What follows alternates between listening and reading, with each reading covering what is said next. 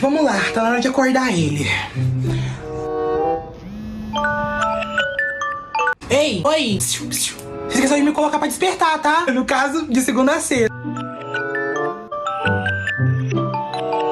Ai, que ódio. Tô pitando aqui, ó, mais de 5 minutos essa anta não acorda, pelo amor de Deus. Acorda, inferno. Por que minha função é acordar os outros? Nossa, eu tô falando sério, a qualquer momento eu vou pegar despertador e vou jogar ele longe. Oh, calma, a culpa não é minha não, tá? Eu só tô aqui cumprindo as minhas obrigações. Ai, graças a Deus, amanhã é domingo, eu não vou precisar despertar pra acordar ninguém.